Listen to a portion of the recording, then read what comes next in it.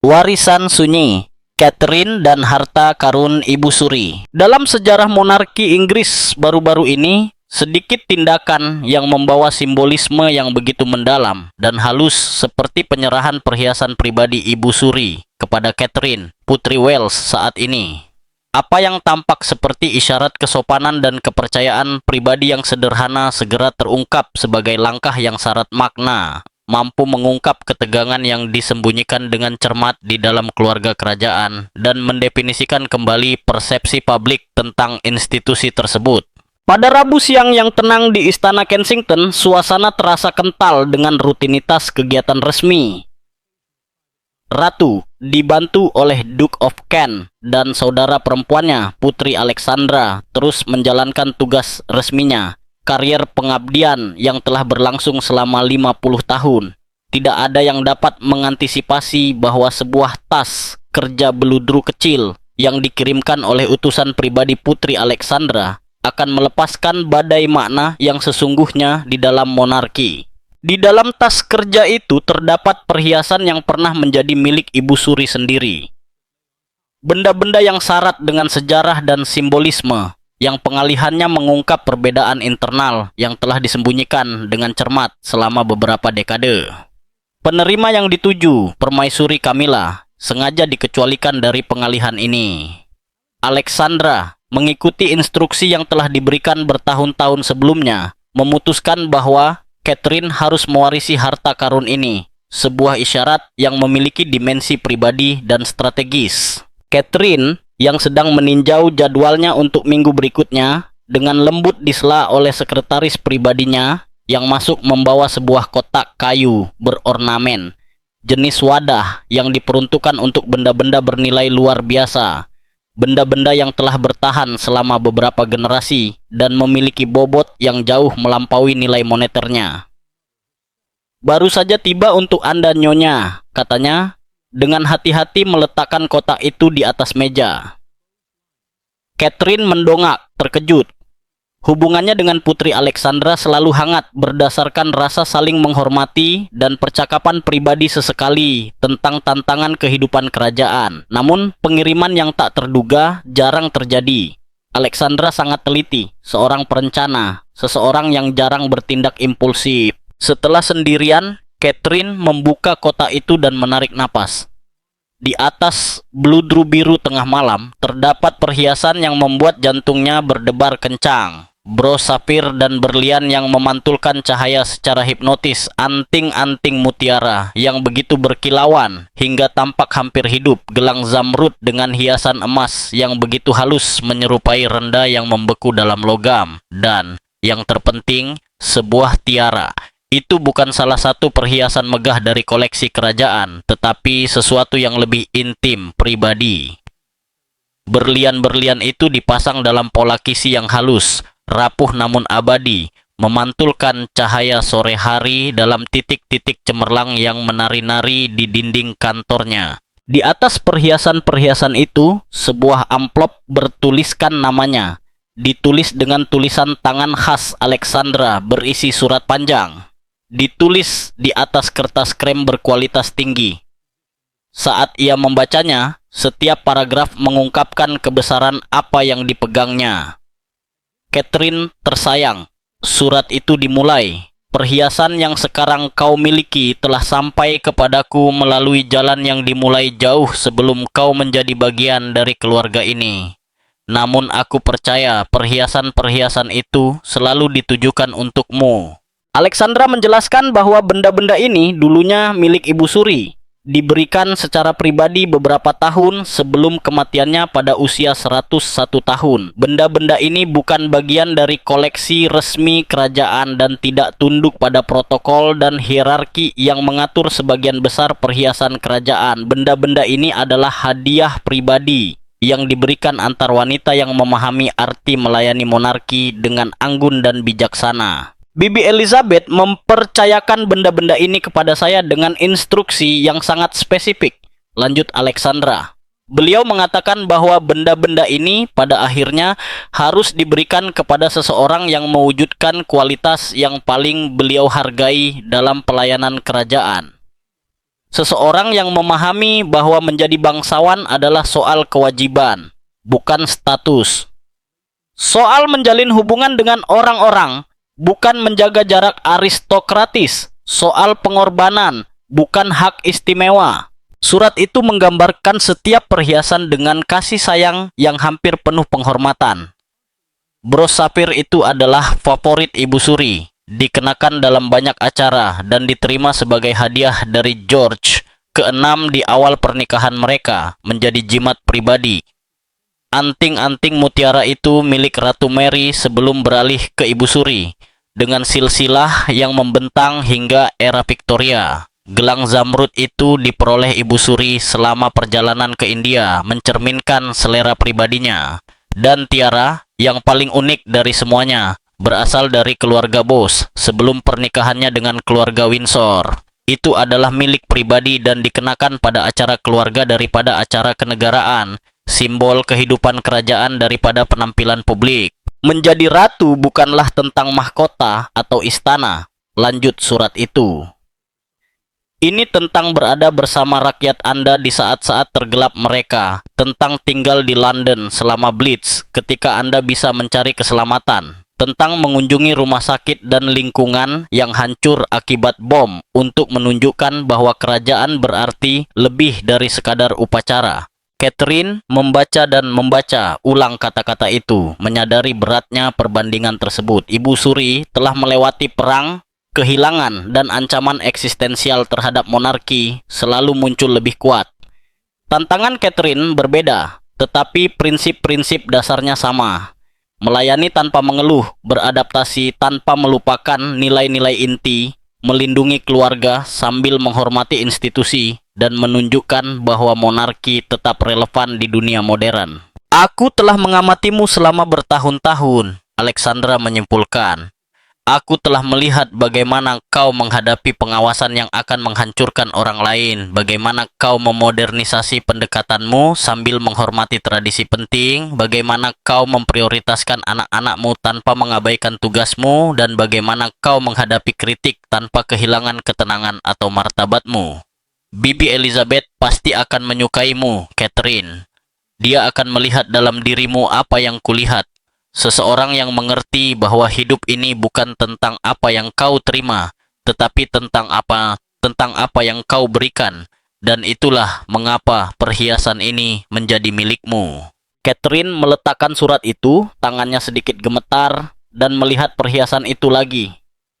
Perhiasan itu bukan lagi sekadar benda-benda indah. Itu adalah sebuah pesan, sebuah pengesahan dari perspektif yang telah mengamati monarki selama lebih dari 7 dekade. Alexandra telah memutuskan dengan kombinasi rasa hormat, strategi, dan kasih sayang bahwa Catherine adalah pewaris yang sah atas warisan pribadi dan simbolis tersebut. Dalam isyarat itu terkandung pelajaran sejarah, kesetiaan, kebijaksanaan, dan tarian kekuasaan yang kompleks di dalam keluarga kerajaan. Sambil memegang berlian, safir, dan mutiara di tangannya, Catherine tidak dapat menahan perasaan campur aduk antara emosi dan kekhawatiran. Setiap perhiasan membawa jejak Ibu Suri, seorang wanita yang kehidupan dan pengabdiannya telah mendefinisikan sejarah monarki selama beberapa dekade. Namun logika tradisional menetapkan bahwa harta karun ini seharusnya diberikan kepada permaisuri saat ini, Camilla, sebagai pewaris posisi yang dipegang Ibu Suri semasa hidupnya. Pilihan Alexandra untuk melewati Camilla dan memberikan perhiasan ini kepada Catherine bukanlah sekadar tindakan kemurahan hati. Itu, tanpa diragukan lagi, adalah pernyataan penilaian. Itu adalah pengakuan atas jasa, sebuah pesan diam-diam tentang siapa, menurut pandangan Alexandra, yang paling mewujudkan nilai-nilai yang telah dengan teguh diperjuangkan oleh Ibu Suri. Selama lebih dari 1 jam, Catherine duduk sendirian di ruang kerjanya, memeriksa setiap perhiasan, membaca dan membaca ulang surat Alexandra, dan mencoba memutuskan cara terbaik untuk melanjutkan. Naluri pertamanya adalah segera menelepon Alexandra untuk berterima kasih dan pada saat yang sama dengan hati-hati menjelaskan bahwa ia tidak dapat menerima hadiah yang dapat menyebabkan perselisihan keluarga. Tetapi bahkan Saat ia mempersiapkan percakapan itu dalam pikirannya, ia mengerti bahwa menolak hadiah itu akan sangat melukai Alexandra. Ini bukanlah tindakan impulsif. Sang putri telah lama merenungkan keputusannya, dipandu oleh apa yang diyakininya sebagai instruksi khusus dari Ibu Suri. Menolak hadiah itu sama saja dengan mempertanyakan bukan hanya perhiasan itu sendiri, tetapi juga kepercayaan dan pengakuan yang menyertainya. Catherine kemudian memutuskan untuk berbicara dengan William terlebih dahulu. Ia dengan hati-hati meletakkan kembali perhiasan-perhiasan itu ke dalam kotaknya, berusaha fokus pada tugas-tugas lain, meskipun pikirannya terus kembali pada safir dan mutiara yang mewah, surat Alexandra, dan situasi rumit yang membayangi mereka ketika William tiba sore itu. Catherine membawanya ke ruang kerjanya dan menunjukkan semuanya. Kotak itu, perhiasan-perhiasan itu, surat itu. Saat ia membaca kata-kata Alexandra, ekspresi wajahnya berubah dari rasa ingin tahu menjadi pemahaman dan akhirnya menjadi kekhawatiran. "Dia benar tentangmu," kata William setelah selesai membaca.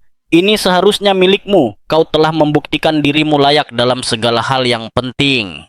"Tapi Camilla," balas Catherine dengan hati-hati, "perhiasan ini milik Ibu Suri. Dia sekarang adalah permaisuri. Dia akan menganggap ini sebagai penghinaan yang disengaja." William terdiam cukup lama, memeriksa tiara di bawah cahaya lampu. Akhirnya dia berkata, "Alexandra berhak memberikan perhiasan ini kepada siapapun yang dia suka. Ini adalah hadiah pribadi, bukan bagian dari koleksi mahkota. Secara hukum dan etika dia dapat melakukan apapun yang dia inginkan." "Secara hukum dan etika tidak sama dengan bijaksana," jawab Catherine. "Begitu orang-orang mengetahuinya, begitu Camilla tahu, ini akan menciptakan ketegangan dan spekulasi yang selama bertahun-tahun kita coba hindari."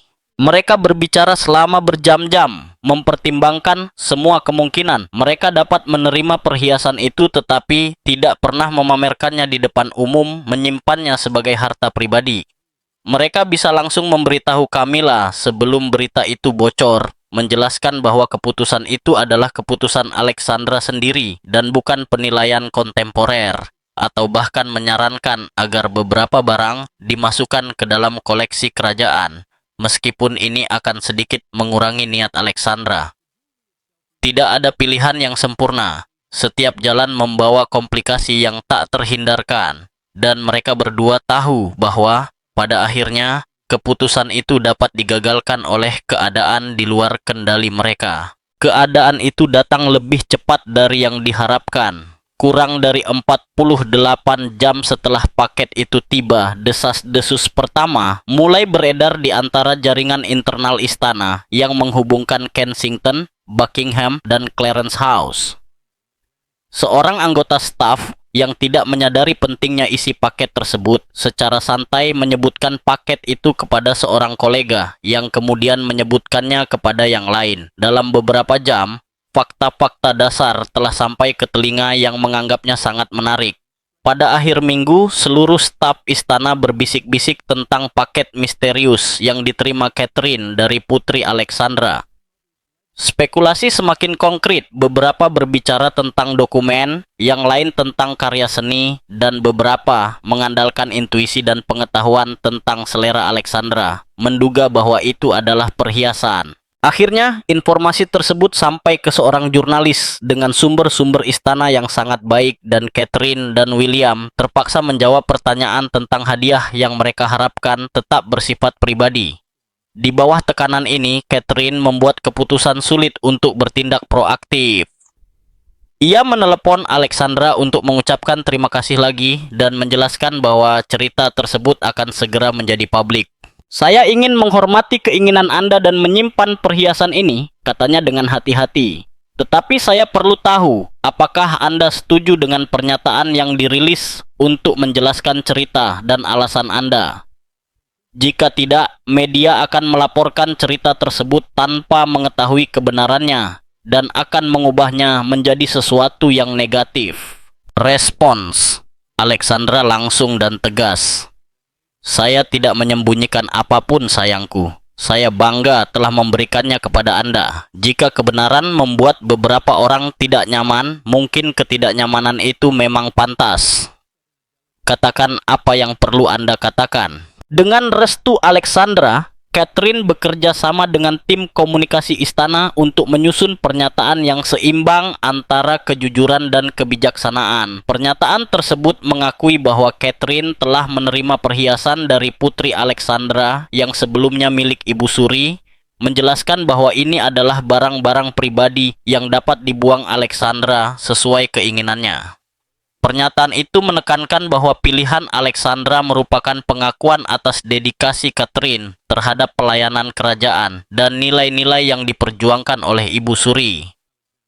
Terakhir, pernyataan itu mengungkapkan rasa terima kasih Catherine atas gestur yang murah hati dan bermakna tersebut. Yang sengaja dihindari dalam pernyataan itu adalah penyebutan Camilla atau penjelasan mengapa ia diabaikan. Penghilangan ini bersifat strategis, bertujuan untuk memfokuskan perhatian pada gestur positif daripada kontroversi seputar pengecualian tersebut. Namun bagi pengamat yang jeli, ketidakhadiran Camilla sama mencoloknya dengan kata-kata apapun yang termasuk dalam pernyataan tersebut. Ratu Camilla mengetahui keberadaan perhiasan itu dengan cara yang sama seperti masyarakat umum. Saat sedang minum teh di Clarence House bersama beberapa teman lamanya, teleponnya mulai berdering dengan pesan. Berita itu telah bocor dan meskipun pernyataan itu disusun dengan hati-hati, pesannya jelas. Sebuah bab sensitif dalam sejarah keluarga telah dibuka dengan semua implikasi yang menyertai warisan yang syarat dengan simbolisme, kekuasaan, dan loyalitas yang tak terlihat di dalam monarki. Ketika Camilla menerima tautan ke artikel dengan judul seperti Hadiah Putri Alexandra, koleksi pribadi Ibu Suri untuk Catherine, atau perhiasan kerajaan langka melewati Ratu Camilla dan diberikan kepada Putri Wales, ia merasa bingung. Ia meletakkan cangkir tehnya di atas meja dan mulai membaca, mencoba memahami bagaimana hal seperti itu bisa terjadi. Ia tidak tahu bahwa Alexandra memiliki koleksi seperti itu atau bahwa Ibu Suri telah membagikan barang-barang pribadi di luar jalur resmi. Besarnya tindakan itu baru mulai terasa ketika ia menyadari bahwa barang-barang yang terkait dengan Ibu Suri telah diberikan kepada Catherine, bukan kepadanya. Apa yang awalnya kebingungan segera berubah menjadi rasa sakit yang mendalam dan tulus, yang mampu menembus bahkan ketenangan Ratu Permaisuri yang biasa. Rasa sakit Camilla berasal dari beberapa sumber. Pertama, dari pesan tersirat bahwa ia tidak layak menerima benda-benda yang terkait dengan ratu-ratu sebelumnya. Terlepas dari posisinya sebagai permaisuri, tahun-tahun pengabdian dan pengorbanannya, Catherine tampak lebih layak menerima simbol-simbol monarki tersebut. Kedua, ada faktor publik. Mengetahui hal itu melalui media, bukan secara pribadi, terasa seperti penghinaan yang disengaja. Bahkan jika Camilla tidak memiliki klaim hukum atas perhiasan tersebut, pemberitahuan sebelumnya akan tetap dihargai. Komentar dari teman-teman yang bermaksud baik bukannya meredakan ketegangan, malah memperparahnya. Lady London blak-blakan. Ini jelas penghinaan. Alexandra pasti tahu bagaimana hal itu akan dipandang dan meminta Catherine menerimanya. Mengetahui bahwa itu akan menyakitimu, dia mungkin yang memicunya. Teman lain menambahkan, Catherine selalu sangat berhati-hati dengan citranya. Ini menempatkannya sebagai pewaris sejati Ratu Ibu, sementara kamu diabaikan. Pendapat-pendapat ini, meskipun bermaksud baik, justru memicu rasa sakit hati Camilla. Ketika Raja Charles kembali ke Clarence House sore itu, Camilla sangat marah. Dia merasa terkejut, dihina, dan direndahkan, dan dia mengharapkan suaminya untuk mengakui bahwa apa yang telah terjadi itu salah. Charles mendapati dirinya dalam posisi yang sulit. Ia memahami perasaan istrinya dan dapat melihat bagaimana situasi tersebut dapat diartikan sebagai penolakan, tetapi ia juga tahu bahwa Alexandra telah bertindak sesuai haknya. Itu adalah barang-barang pribadi yang dapat ia berikan kepada siapapun yang ia inginkan, dan Catherine tidak melakukan kesalahan apapun dengan menerima hadiah tersebut. Upaya Charles untuk menjelaskan situasi tersebut kepada Camilla dengan halus tidak langsung membuahkan hasil. Ini adalah perhiasan Ibu Suri. Sekarang saya adalah permaisuri. Menurut semua pemahaman tradisional, benda-benda ini seharusnya menjadi milik saya. Sebaliknya, benda-benda itu diberikan kepada Catherine, dan saya mengetahuinya melalui surat kabar sialan itu. Balas Camilla dengan suara meninggi. Pertengkaran yang terjadi kemudian menjadi salah satu yang paling serius dalam pernikahan mereka. Camilla menuduh Charles selalu memprioritaskan William dan Catherine sambil mengabaikan kekhawatiran sahnya.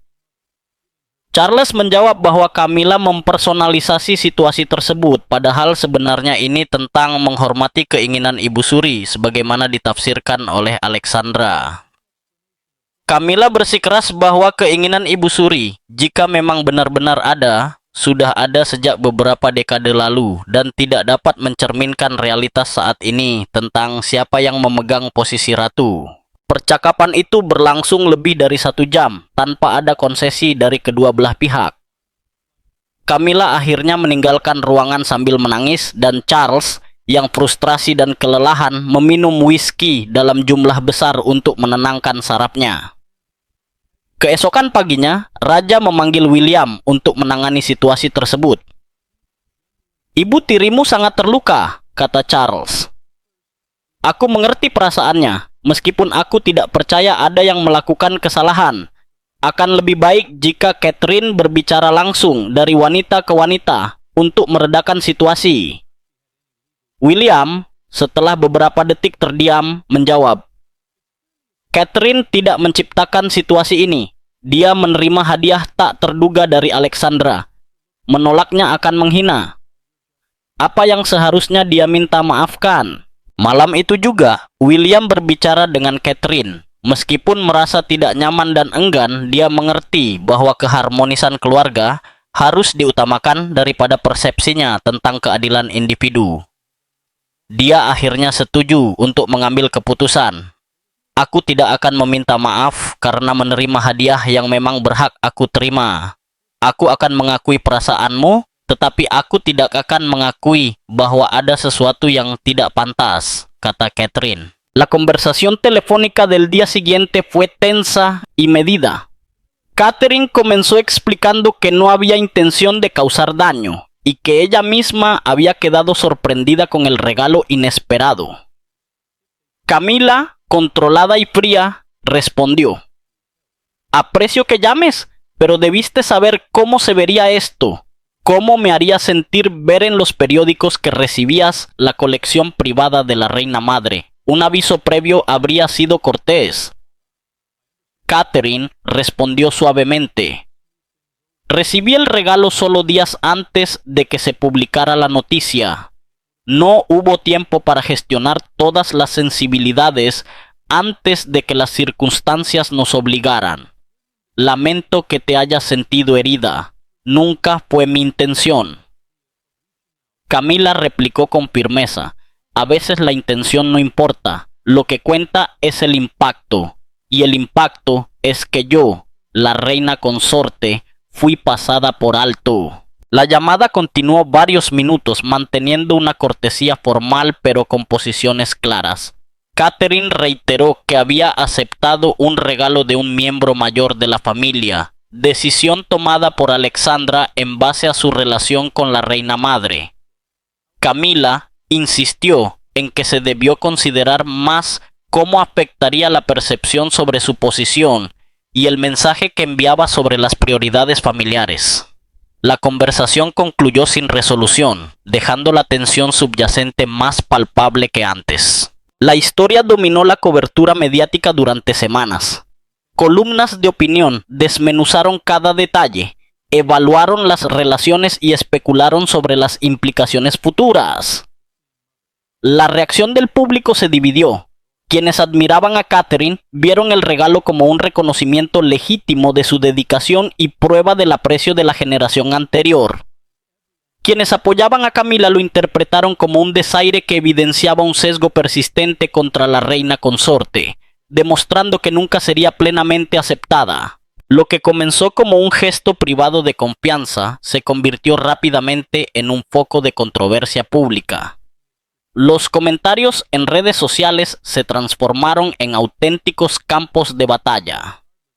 Joyas regaladas con la intención de honrar la dedicación de Catherine como princesa de Gales fueron reinterpretadas por distintos sectores de la opinión pública como símbolos de favoritismo, comparaciones inevitables y, en algunos casos, disputas latentes dentro de la familia real.